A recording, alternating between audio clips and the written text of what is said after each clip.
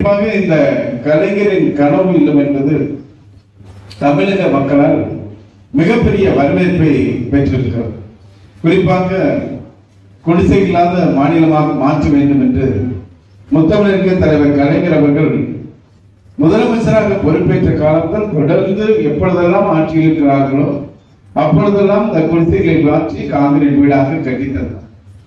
2006-11 ஆட்சி காலத்தில் 2009ஆம் ஆண்டில் தமிழ்நாட்டில் இருக்கின்ற 20 லட்சம் வீடுகளையும் காங்கிரீட் வீடுகளாக மாற்ற வேண்டும் என்ற கலைஞர் வீடு வழங்கும் திட்டத்தை தந்தார். முதல் ஆண்டு கட்டப்பட்டது. அடுத்து ஆட்சி மாற்றம் ஏற்பட்டதால் அடுத்து வந்த ஆட்சியாளர்கள் கிடப்பில் போட்டுவிட்டார்கள். ஆனால் இன்றைக்கு நமது முதலமைச்சர் அவர்கள் அதை இன்றைக்கு செயல்படுத்துகின்ற விதமாக ஒரு வீட்டிற்கு 3 லட்சம் என்று இந்த ஆண்டு 1 லட்சம் வீடு கட்டுவதற்கு கிட்டத்தட்ட 3500 கோடி ஒதுக்கீடு செய்திருக்கிறார். தமிழ்நாட்டை பொறுத்தவரைக்கும் 38 மாவட்டங்கள் இருக்கின்றன. அதிலே நமது மயிலாடுதுறை மாவட்டத்துக்கு மட்டும் பார்த்தீங்கன்னா கிட்டத்தட்ட 3000 வீடுகளுக்கு 105 கோடி ரூபாய் ஒதுக்கீடு செய்திருக்கிறார். அதில் இங்க இருக்கின்ற சீர்காழி ஒன்றியத்தில் 530 வீடுகளுக்கு கிட்டத்தட்ட 18 கோடி ரூபாயிலான பணியாளர்களை உங்களுக்கு வழங்க இருக்கிறோம் என்பதை நான் தெரிவித்துக் கொள்கின்றேன். ஒவ்வொருவருக்கும் சொந்த வீடு வேண்டும் என்பது மிக மிக முக்கிய எல்லோரிடத்திலும் ஆசை. 2 ஆண்டுகளுக்கு முன்பு இந்த சீர்காழி, கொள்ளிடம், செப்பனார் கோயில் பகுதியில் பெய்த கனமழையின் காரணமாக கிட்டத்தட்ட ஒரு 2 நாளில் 50 சென்டிமீட்டர் கனமழை பெய்து மிகப்பெரிய பாதிப்பை சந்தித்த பொழுது அதிகமாக முழுமையாக பாதிக்கப்பட்டவர்கள் குடிசை வீட்டில் இருக்கின்ற அத்தனை பேரும் பாதிக்கப்பட்டார். தண்ணீர் அடித்து செல்லப்பட்டு உணவுப் பொருட்கள் அத்தனையும் அடித்து செல்லப்பட்டு மிக அதிகமாக பாதிக்கப்பட்டிருந்தோம். குறிப்பாக இருக்கின்ற மணி கிராம பக்கம் எல்லா ஊர்லயும் போய் பார்த்தா ரொம்ப மோசமா வீட்டில இருந்த அரிசி உட்பட அத்தனையும், நம்ம பிள்ளைகள் படித்த சர்டிபிகேட் உட்பட அத்தனையும் எல்லாம் தண்ணீர்ல போயிடுச்சு. அது திருப்பி நாம வாங்கறதுக்கு எவ்வளவு சிரமப்பட்டோம் அப்படிங்கிறது நமக்கு தான் தெரியும். அப்படிப்பட்ட ஒரு நிலை வரக்கூடாது என்பதற்காகத்தான் இது போன்ற பேரிடர்கள், வெயில், கனமழையின் காரணமாக, புயலின் காரணமாக, வெப்பத்தின் காரணமாக எதிர்காலத்தில் ஏற்படக்கூடிய பாதிப்புகளை ஏழை எளிய மக்கள் தான் அதிகமாக சந்திக்கிறார்கள். வெளிப்படையிலே மக்கள் தான் அதிகமாக சந்திக்கிறார்கள். அவர்களுக்கு ஒரு நல்ல வீடு கட்டி கொடுக்க வேண்டும் என்ற அடிப்படையில் தான் நம்ம முதலமைச்சர் இந்த திட்டத்தை தந்திருக்கிறார். அதனால நமது மாவட்ட செயலாளர் சொன்னது மாதிரி வள்ளுவன் குறிப்பிட்டு சொன்னதை போல எண்ணி துணிக கர்மம் துணிந்தவன் எண்ணுவோம் என்பது இருக்கு. ஒரு செயலை செய்யறோம்னு நாம முடிவு எடுத்துட்டோம்னா அதுல இருந்து பின்வாங்க கூடாது, அது முடிகிற வரைக்கும்.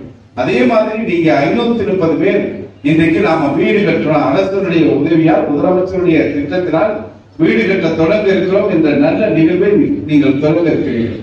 அந்த பணிகளை மேற்கொண்டு நீங்கள் உறுதியாக அதிலே இருந்து 3 அல்லது 4 மாதங்கள் நாம எவ்வளவு கஷ்டப்பட்டாலும் அந்த வீடு கட்டி முடிக்கிற வரை நாம் அந்த பணியை மட்டுமே கவனம் செலுத்த வேண்டும் என கேட்டுக்கொள்கின்றேன். நமது மாவட்ட ஆட்சித்தலைவர், துறை சார்ந்த அத்தனை அதிகாரிகள், அதே போல தாசில்தார், ஆர்டிஓ இவர்களுக்குமான எனது வேண்டுகோள் என்னவென்றால் அவர்களுக்கு தேவையான எந்தெந்த காலகட்டத்தில் அவர்களுக்கு உங்களுடைய உதவி தேவைப்படுகிறதோ அதை சரியாக எந்தவித பிரதிபலனும் எதிர்பாராமல் அவர்களுக்கு செய்து தர வேண்டும் என நான் உங்கள் அனைவரையும் பணிவோடு கேட்கிறேன். காரணம், அவர்கள் பேஸ்மெண்ட் முடிச்ச உடனே அவங்க கை கேட்காமல அவங்க கைக்கு பில் பயிர் கிடைச்சிருக்கும். அதே மாதிரி பேஸ்மெண்ட் முடிச்சதுக்கு அப்புறம் அது மண்ணு போடணும் அப்படின்னா அதுக்கு 3 மாதம் காத்துக்க கூடாது. யாருக்கெல்லாம் தேவைப்படுதோ அதை வருவாய்த்துறை அதிகாரிகள் கவனம் செலுத்தி அவர்களுக்கு உதவ வேண்டும். இப்படியாக நாம் பணிகளை அரசு அதிகாரிகள், பயனாளிகள் எல்லோரும் சேர்ந்து இந்த திட்டத்தின் மூலமாக இந்த பணிகளை மேற்கொண்டால் 530 குடும்பங்கள் வாழ்வதற்கு நல்ல தரமான வீட்டினை நாம் கட்டி கொடுக்க முடியும். அதற்கான பணியில் தான் நாம் இன்றைக்கு தொடங்கி இருக்கிறோம் என்பதையும் தெரிவிச்சுக்கிறேன். குறிப்பா இதே மாதிரி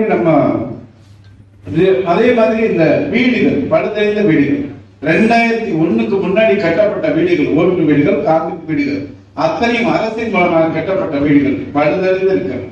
அதையும் இன்னைக்கு நம்ம முதலமைச்சர் அவர்கள் கவனத்தில் எடுத்துக்கொண்டு கிட்டத்தட்ட 2000 கோடி ரூபாய் ஒதுக்கீடு 2.5 லட்சம் வீடுகள் மராமத்து செய்வதற்கான திட்டத்தையும் உருவாக்கி தந்த இந்தியாவில் எந்த முதலமைச்சரும் செய்யாத திட்டங்களை நிறைவேற்றி தந்தவர் நம்ம தமிழ்நாடு முதலமைச்சர் தலைவர் தளபதி என்பதை காரணமாக நேற்றைக்கு ஒரு நிகழ்வு. நேற்றைய தினம் விடுமுறை நாள், எல்லா அரசு விடுமுறை. ஆனால் எங்க புதுக்கோட்டை மாவட்டத்தில் கந்தரவக்கோட்டை பகுதியிலிருந்து கர்லாக்கோட்டை பக்கத்திலிருந்து ஒரு மக்கள் சமயபுரத்துக்கு வழிபாடு கோயிலுக்கு போறதுக்காக நடந்து போயிட்டு இருக்காங்க. நேற்று அதிகாலை காலையில 4 மணிக்கு பாத்தீங்கன்னா ஒரு வெயிட்டில் மோதி ஒரு 5 பேர் இறந்து போயிடலாம். ஒருத்தர் கால் உடைஞ்சு போயிருக்கு. இந்த தகவல் எனக்கு கிடைச்சவுடன் ஒரு கடிதம் எழுதி முதலமைச்சர் அலுவலகத்துக்கு அனுப்பி வச்சேன். நான் அனுப்புனது 10:30 மணிக்கு. 10:50 அந்த பாதிக்கப்பட்ட குடும்பங்களுக்கு தலா 2 லட்சமும் அந்த மருத்துவமனையில் சிகிச்சை பெறுவதற்கு 1 லட்சம் வழங்கி அந்த அரசாணையை வெளியிட்டவர் தமிழ்நாடு முதலமைச்சர் என்றால் நினைத்து பாருங்கள். இப்படி ஒரு ஆட்சியை நாம் இந்தியாவில் எந்த மாநிலத்திலாவது பார்க்க முடியுமா? ஆக விடுமுறை தினத்திலும் விடுமுறை எடுக்காமல் பணியாற்றுகின்ற இந்தியாவின் ஒரே முதலமைச்சர் தமிழ்நாடு முதலமைச்சர் தான் என்பதை நாம் யாரும் மறந்துவிட்டோம். அந்த அடிப்படையில் தான் 40க்கு 40 வெற்றி. இன்றைக்கு சரியாக 12 மணிக்கு அந்த 5 பேருக்கும் நேரடியாக அவர்கள் இல்லத்திற்கு சென்று அந்த செக் கொடுத்துட்டு தான் இங்க வரணும். இப்படிப்பட்ட ஆட்சி இன்றைக்கு நடைபெறுகிறது. அதே மாதிரி இன்றைக்கு இந்த மயிலாடுதுறை மாவட்டத்துடைய வளர்ச்சிக்காக பல பணிகளை நாம் மேற்கொள்கிறோம். குறிப்பாக இந்த முதலமைச்சர் கிராமச்சாலை திட்டத்தின் கீழ் 2022-23 பாத்தீங்கன்னா 62 கோடி ரூபாயில சாலை பணிகளில் எடுத்துக் கொள்ளப்பட்டு பணிகள் நடைபெற்றுக் கொண்டிருக்கிறது. இந்த 2024-25 கிட்டத்தட்ட 66 கோடி, முதல் கட்டமா 20 கோடி ரூபாய்க்கு பணிகள் மேற்கொள்ளப்பட்டிருக்கிறது. அதற்கு அடுத்த கட்டமாக 46 கோடி ரூபாய்க்கான பணிகள் மேற்கொள்வதற்கு நடவடிக்கை மேற்கொண்டிருக்கிறோம். இங்க சீர்காழி இருக்கின்ற அரசு மருத்துவமனைக்கு 23 கோடி ரூபாய்ல கட்டிடங்கள், நாதன்படுகை முதலமைச்சருக்கு பகுதியிலே புயல் பாதுகாப்பு மையம், இப்படி இந்த அனைத்து பகுதிகளுக்கான அத்தனை திட்டங்களை நிறைவேற்றுவதில் நம் முதலமைச்சர் அவர்கள் கண்ணும் கருத்துமாக இருந்து பணியாற்றி வருகிறார். இதிலே முக்கியமானது என்னது என்றால் நம்ம முதலமைச்சருடைய திட்டம்.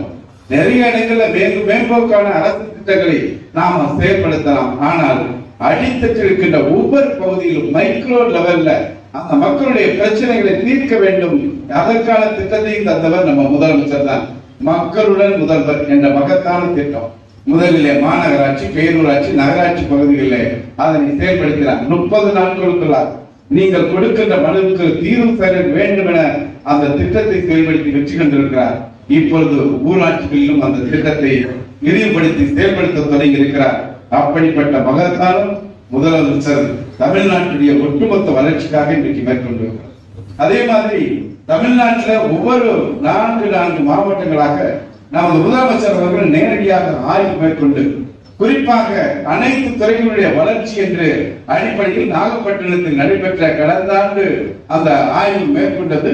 அதிலே மாண்புமிகு தமிழக முதலமைச்சர் அவர்களும் மாண்புமிகு சிறப்பு திட்ட செயலாக்கத்துறை அமைச்சர், இளைஞர் மற்றும் விளையாட்டு மேம்பாட்டுத்துறை அமைச்சர் அண்ணன் உதயநிதி ஸ்டாலின் அவர்களும் அரசு உயர் அதிகாரிகள் கொண்டு ஆய்வுகள் நடத்தப்பட்டது. அப்பொழுதுதான் இந்த மயிலாடுதுறை மாவட்டத்துடைய கல்வி வளர்ச்சி இவ்வளவு பின்தங்கி இருக்கிறது, இதற்கான நடவடிக்கைகள் மேற்கொள்ள வேண்டும் என்று நமது மாண்புமிகு முதலமைச்சர் அவர்கள் எடுத்து வைத்த அந்த கருத்தின் அடிப்படையில் மாவட்ட ஆட்சித்தலைவர், இங்க இருக்கின்ற சட்டமன்ற உறுப்பினர்கள், அதே போல இங்க இருக்கின்ற மாவட்ட கல்வி அலுவலர்கள், தலைமை ஆசிரியர்கள், பெற்றோர்கள் அத்தனை பேரும் சேர்ந்து அதற்கான வளர்ச்சி கல்விக்கான வளர்ச்சி பணிகளை மேம்படுத்துகின்ற ஒருமித்த குழுவாக எடுத்த நடவடிக்கை, குறிப்பாக நமது மாவட்ட ஆட்சித்தலைவர் அவர்கள் எடுத்த துரித நடவடிக்கையால் 37 இருந்து கிட்டத்தட்ட 27க்கு 10 இடங்கள் முன்னோக்கி சென்றிருக்கிறோம். கல்வி நாம் மிக வேகமாக மயிலாடுதுறை இன்றைக்கு செயல்பட்டிருக்கிறது. அதை இன்னும் அதிகப்படுத்த வேண்டும். முதல் 10 இடங்களுக்குள்ளாக மயிலாடுதுறை மாவட்டத்தை கொண்டு வர வேண்டும் என்கின்ற அடிப்படையில் தான் இன்றைக்கு இந்த மாணவ செல்வங்களுக்கு 1 மதிப்பெண், 2 மதிப்பெண், 3 மதிப்பெண்கான வினாவிடை அவர்கள் கையிலே கொடுக்கப்படுகிறது. எளிமையாக படித்து அவர்கள் கல்வியில் தேர்ச்சி பெறக்கூடிய அந்த அடிப்படையில் குறிப்பாக ஸ்பான்சர் மூலமாக நம்ம கலெக்டர் எல்லாத்தையும் கொடுங்க, எங்க பிள்ளைகள் கொடுக்கணும்னு சொல்லிட்டு தன்னுடைய பிள்ளைகள் படிப்பதை போல இந்த மாவட்டத்தில் இருக்கின்ற அத்தனை பிள்ளைகள் படிக்க வேண்டும் என்று நினைக்கின்ற நமது தமிழ்நாடு முதலமைச்சருடைய வழியில் மாவட்ட ஆட்சித்தலைவர் அவர்கள் 38,000 மாணவ செல்வங்களுக்கு பிளஸ் 10th அதே மாதிரி 38,700 பேர் பிளஸ் 2 படிக்கின்ற மாணவ செல்வங்களுக்கும் அந்த வினாவிடை கையேடு தயாரிக்கப்பட்டிருக்கிறது என்றால் நமது மாவட்ட ஆட்சித்தலைவர் பல கல்வித்துறை அதிகாரிகள் அத்தனை பேருக்கும் உங்களின் சார்பாக எனது வாழ்த்துக்களை நான் தெரிவித்துக் கொள்கின்றேன். இப்படிப்பட்ட ஒரு சிறப்பு வாய்ந்த நிகழ்வில் உங்களை எல்லாம் சந்திப்பதில் மிகுந்த மகிழ்ச்சி அடைகிறேன். தொடக்கத்தில் குறிப்பிட்டு சொன்னதை போல இந்த பயனாளிகள் வீடுகளில் கட்டி முடிக்கின்ற வரை நாம் அத்தனை பேரும் அவர்களுக்கு துணையாக இருப்போம் என்று கூறி விடைபெறுகிறேன்.